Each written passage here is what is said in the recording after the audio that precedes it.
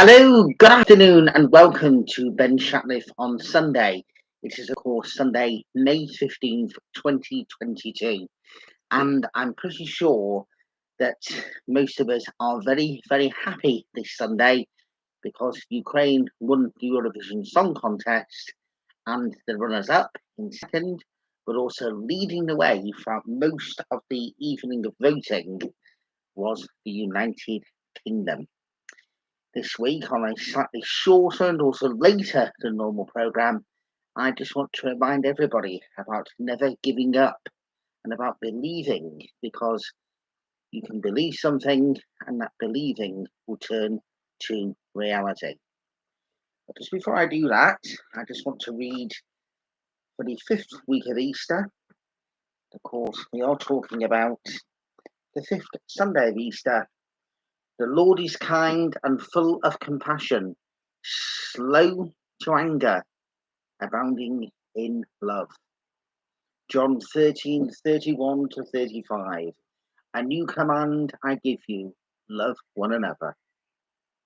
Love is a many splendid thing, but its two key ingredients are to love God above all things for his own sake, and to love our neighbour as ourselves.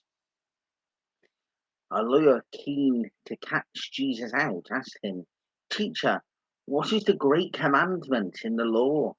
And he said to him, "You shall love the Lord your God with all your heart and all your soul and with all your mind.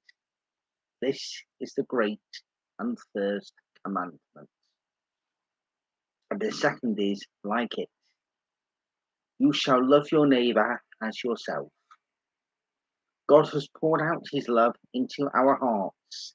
At the end of the day, when all is said and done, all that remains is love. In the evening of life, we will be judged on love alone. St. John of the Cross. I think that fits in with what I'm going to be speaking about this Sunday. I do often think about what I'm going to be saying when I do Ben Shatliff on Sunday, and sometimes I can get very angered by some of the things that you hear about on the news, and you hear about what's happening locally across Greater Manchester, and you think of the United Kingdom, then you think of other countries in the world, and you can very easily get angered. And then you think to yourself, should you show your aggressive side and be saying, right, such a person should go, that person should go, and all this kind of stuff. But this Sunday, I'm thinking there about what's been said about love one another, with love being the theme. The love that everybody showed for Ukraine by Ukraine winning the Eurovision Song Contest last night shows of how Europe is united together, united against the evil Putin and the ones who support him that are causing the atrocities in Ukraine and have caused atrocities in other countries before Ukraine. The ones who are stopping people from enjoying their ordinary everyday life that they should be able to do. I sit here with the freedom in my room at my home to be able to broadcast and say really whatever I want to. People have the option not to tune in, people have the option to delete, people have the option to switch off. But people do tune in, and I'm very, very grateful. But when you go to places in Russia and the ordinary Russian people are told that they can only hear news on a certain level, but not the full story, and the people in Ukraine who are being forced out of their homes and can't go about doing their ordinary business, then that is where everything is wrong. And we don't just think about Ukraine, we think about other countries in the world where dictatorship causes people not to be able to enjoy the lives that God would want each and every one of us to enjoy. And I can say God, and I can say regarding any particular religion, because God wants everybody to have the freedom to enjoy their lives as they want.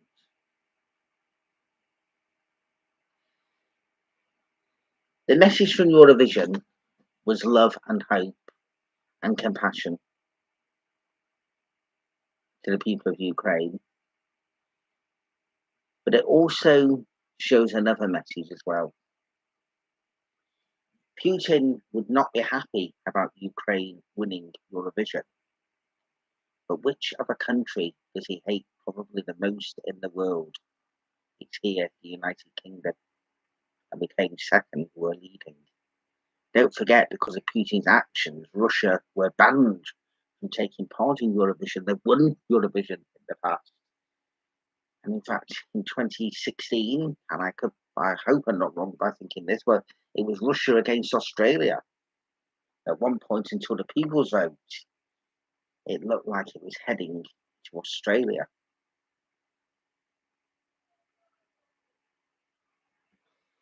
So there have been massive successes from Eurovision last night. The great win for Ukraine, the great second, and almost a win for the United Kingdom. But it will have angered somebody more, the fact that Ukraine won and that we came second. And it also did something else last night as well, because I want to speak about how you can want to achieve something. Because for many years, last year it was no points, 2003 it was no points. Many, many years it has been said that Britain don't do well, United Kingdom don't do well because of certain countries all voting with one another and various different stuff. But last night, a dream became a reality. So nobody should ever be told, do not continue doing something. Don't give up on it. If you want to do it, do it. We all used to say at different stages that our England men's football team weren't doing very well. That didn't stop Gareth Southgate getting us to the semi-finals in Russia in 2018. Didn't stop Gareth Southgate getting us to the final here in London, here in Britain last year for Euro 2020. And look at all the other successes with football, with cricket, and a whole variety of different stuff with rugby. You can take a step back and things don't go as well, but the country is booming. We are quick to say here in Britain, oh, we won't do this, we won't do very well. You don't tell that to the likes of Mo Farah. You don't say that to the likes of Jessica Ennis Hill. You don't say that to the likes of all the Olympians, Paralympians, and all the various different people in the world of sport and achievers from all walks of life who've managed over the years to bring great success to this country. So we can no longer say to ourselves that we will not do well in Eurovision, because putting a mind to it and doing everything as it should be, we all have the credibility and the means to do well in whatever we do. To love one another, love each other, love ourselves. It's important to love yourself as well. So there is so much that can be done. I think personally that the way that this country has led the way with the war in Ukraine, and I know that the immigration issue was not handled well at all. It was handled very, very abysmally. And apparently it's getting sorted out. But for me, there doesn't need to be any stopgaps. It's a simple case of if somebody wants to come from Ukraine or any war-torn country, come in, no issue at all, no questions asked. But because of the way that Britain has led the way in the fight, in the war in Ukraine, by helping Ukraine, doing a whole variety of good, positive things to help, and also showing Putin that we will not be stopped in the way that we have been helping.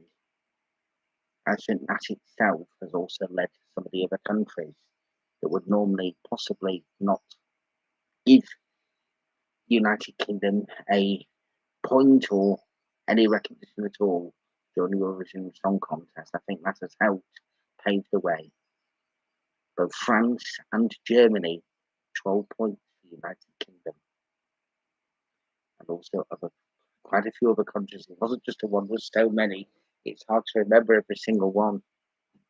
But the fact is, we can celebrate along with the people of Ukraine on a fantastic victory. What we need to happen now is for the war in Ukraine to end,